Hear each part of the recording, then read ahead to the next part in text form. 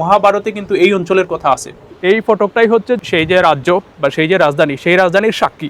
এটার বয়স কমপক্ষে 500 বছর, এমনকি এটা 800 বছরও হতে পারে, যেহেতু এইসব বিষয়ে কোনো সুস্পষ্ট ইতিহাস পাওয়া যায় না। এটা হচ্ছে মাইলং রাজার বাড়িতে যাওয়ার পথের দৃশ্য। মনে হচ্ছে যেন মেঘ, আকাশ আর পাহাড় সবকিছু একসাথে মিশে গেছে এই জায়গায়। আমি আজকে এই মুহূর্তে আছি জাফলং এ, আর জাফলং এ আমি এখন যে জায়গাটায় যাচ্ছি সেটা হচ্ছে প্রায় 500 বছর পুরনো একটা রাজবাড়িতে। আর এই জাফলং এ যে একটা রাজার বাড়ি আছে বা রাজবাড়ি আছে, সেটা হয়তো অনেকেই আমার কথা শুনে বিশ্বাস করবেন না। আপনি কি জানেন এখানে যে একটা রাজবাড়ি আছে? রাজবাড়ি সঠিক জানাও তো আমি জানি না। জাফলং এর এই জম্পার রাস্তা হয়েই হচ্ছে আমি এই মাইলং রাজার বাড়িতে যাচ্ছি। ভারতের সীমানা ঘেঁষেই হচ্ছে আমরা যাচ্ছি এই মাইলং রাজার বাড়িতে, যেটা হচ্ছে খাসিয়া রাজার বাড়িও বলে থাকেন অনেকে। এই যে মাইলং রাজার বাড়ি বা খাসিয়া রাজার বাড়ি, এইটা হচ্ছে এই জুমপারে কিভাবে আসলো সেটা আসলে আমি এখনো জানি না।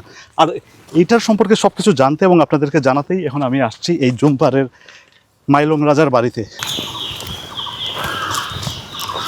এত পুরাতন স্থাপনা আসলে বৃহত্তর সিলেটের মধ্যে খুবই কম আছে। 1200 সালের আগে, টুরের মতো যে 1200 সালের আগে জাফলং রাজ্যটা ছিল। আচ্ছা, কেউ কেউ আবার বলেন যে এই জাফলং রাজ্যটা ছিল জৈন্তা রাজ্যেরই একটা অংশ। আচ্ছা, এটা একটা খণ্ডরাজ্য ছিল প্রথমে, আরও 3টে খণ্ডরাজ্য ছিল এবং জাফলং সহ 4টি। এইগুলা মিলে প্রথমে জৈন্তা রাজ্য গঠন হয়।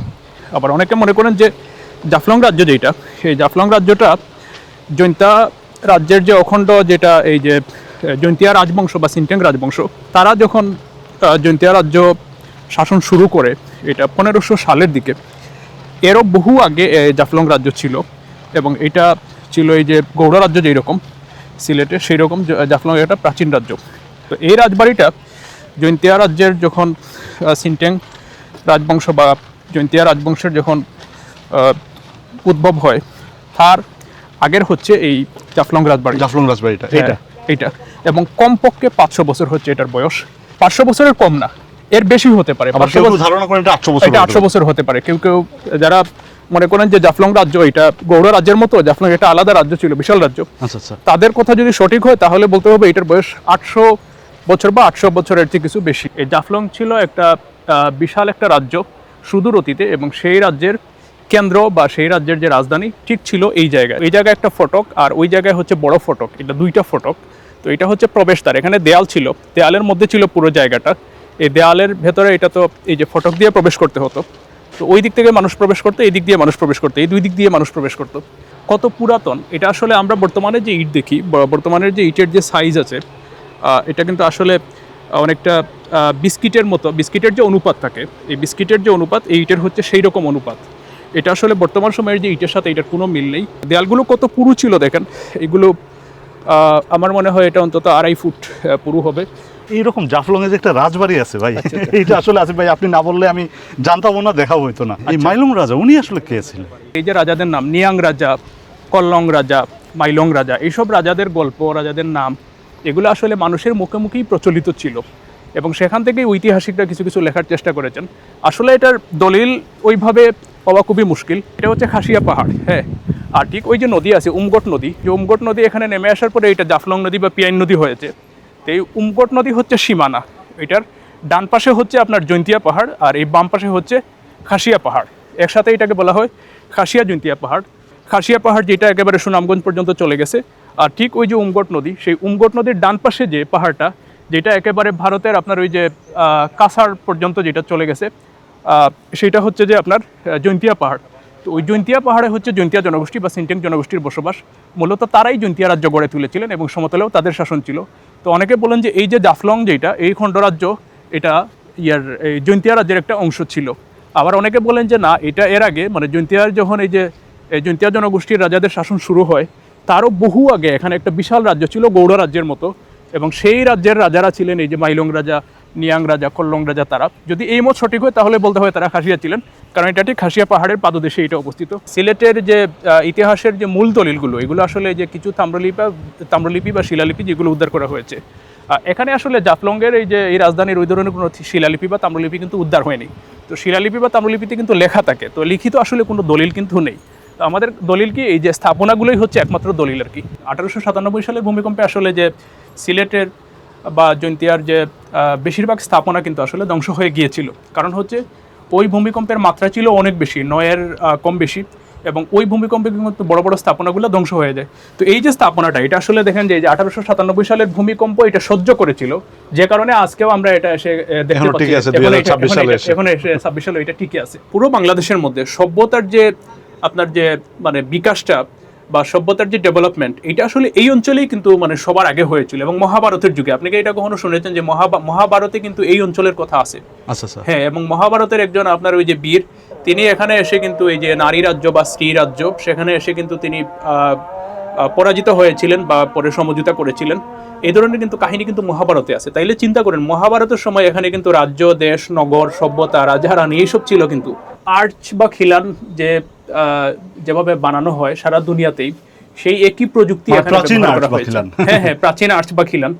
তো ওই সময় যেভাবে বানানো হতো, মানে এইভাবে আসলে ইট মানে সাজিয়ে সাজিয়ে তারপরে এগুলো জোড়া দিয়ে, যাতে এটার ভরটা মানে খুব ইকুয়ালি ডিভাইড হয়ে দুই দিকে দেয়ালের উপরে এসে পড়ে এবং সেটা ভরটা মাটিতে চলে যায়। ওই সময় ছিল নদী যোগাযোগ ব্যবস্থা। তো ওখানে নদী থেকেই হচ্ছে নৌকা দিয়ে পুরো রাজ্যে মানুষ হচ্ছে যে নদী পথেই আসতো এবং রাজারাও নদী পথেই ভ্রমণ করতেন। মাইলং রাজা মানে তারা যে আসলে কতটা রিচ ছিলেন এবং তাদের যে রাজ্য কতটা সমৃদ্ধ ছিলেন, তাই স্থাপনাগুলো দেখলেই বোঝা যায়। কারণ এগুলো অনেক ব্যয়বহুল ছিল ওই সময় এগুলো বানানো। আপনি যদি বর্তমান সময় এটা বানান, এটা কিন্তু দেখেন যে অনেক উঁচু। তো এতগুলো ইট দিয়ে যদি আপনি আসলে এইভাবে একটা স্থাপনা বা এরকম একটা বর্তমান সময় আপনি নির্মাণ করেন, এটা অনেক ব্যয়বহুল হবে। আর ওই সময় ধরেন যে এটা তো আরো অনেক বেশি ব্যয়বহুল ছিল। জাফলং, এই জাফলং নামটা আসলে কি কারণে? জাফলং হচ্ছে যে জাফলাং, ইয়াওফলাং এসব শব্দ থেকে উৎপত্তি হয়েছে, এটা অনেকের ধারণা। এগুলো আসলে সুনির্দিষ্টভাবে যে কোনো জায়গার নাম আসলে মানে নামের উৎপত্তি বা এটা আসলে খুঁজে বের করা খুবই মুশকিল। তো জাফলাং, ফ্লুং এগুলো হচ্ছে ওই যে আপনার খাসিয়া বা সিনটেং, এটা হচ্ছে যে দুইটা জনগোষ্ঠী হচ্ছে আপনার মেঘালয়ের। তো তাদের যে ভাষায় যে সিনটেং বা জৈন্তিয়া জনগোষ্ঠীর ভাষা হচ্ছে পনার ভাষা, হ্যাঁ, PNAR যেটা ইংরেজিতে, এবং খাসিয়াদের হচ্ছে খাসিয়া ভাষা। তো এগুলোর কোনো বর্ণমালা নেই সাকিব ভাই। এই যে বর্ণমালা না থাকার কারণে আসলে এই যে জাফলং রাজ্য, সেটা এইদার খাসিয়া জনগোষ্ঠীর তারা হোক অথবা সিনটেং জনগোষ্ঠীর হোক, তাদের যে মানে ইতিহাসটা তারা লিখে যাননি, কিন্তু লিখে যেতে পারেননি। আর এই যে সিনটেন, হ্যাঁ, যেটা বললেন, এই জনগোষ্ঠী কি বাংলাদেশে আছে? হ্যাঁ, সিনটেং জনগোষ্ঠী। আমরা এটা এখানে তারা খাসিয়া অথবা সিনটেং, সবাইকে একসাথে এটা খাসিয়াই বলা হয়। যেহেতু আসলে সংখ্যায় খুবই কম, এখানে আর ওইভাবে আর কি আলাদা এটা করা হয় না এবং তারা খুবই কাছাকাছি। খাসিয়া জনগোষ্ঠীর আপনার এই যে তাদের যে ধর্মীয় সংগঠনকে বলে সেইন খাসি, আর এই যে সিনটেং বা জৈন্তিয়া জনগোষ্ঠী তাদের যে ধর্মীয় সংগঠন সেটাকে বলে সেইন রাজ। হ্যাঁ, তাদের যে ওই যে সমাজ ব্যবস্থা বা তাদের যে শাসন ব্যবস্থা, এইটার মধ্যেও কিছুটা পার্থক্য আছে। এই পার্থক্যটা হচ্ছে যে খাসিয়াদের যে পুঞ্জি বা তাদের যে এক এক যে সর্দারদের যে এলাকা, সেগুলোর প্রধানকে বলা হয় সিএম। হ্যাঁ, এই যে আপনার জৈন্তিয়া পাহাড়ের যে 12টা এলাকা বা যে পুঞ্জি ছিল, এই জৈন্তিয়া পাহাড়ের 12 পুঞ্জির এই পুরো 12টার যে সর্দার তাকে বলা হতো সিএম। আপনি কি পার্থক্যটা বুঝতে পারছেন? ওইটা হচ্ছে একটা আর এটা হচ্ছে 12টা। 12টা, হ্যাঁ। একটা খাসিয়া পুঞ্জির মানে সর্দারের উপাধি হচ্ছে সিএম।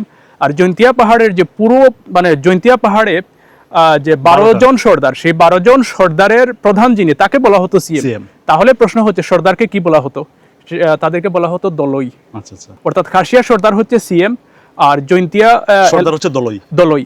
আর ওই 12 দলইয়ের প্রধান হচ্ছে আপনার একজন সিএম। তাদের অরিজিন হচ্ছে আপনার আবার এই যে সুতঙ্গা বা হুতুঙ্গা পুঞ্জি, যেটা সেই যে সুতঙ্গা পুঞ্জি, সেই সুতঙ্গা পুঞ্জি হচ্ছে তাদের মূল মানে তাদের যে অরিজিন। তো সুতঙ্গা পুঞ্জির দলই দেখেন, সেই দলই এসে কি হলেন? রাজা হলেন। তো এই সুতঙ্গা পুঞ্জির দলই ছিল কিন্তু আবার বাকি দলইদেরও সর্দার বা সিএম। তো সে আবার কি হলো? জৈন্তিয়া সমতলে এসে রাজা হলো।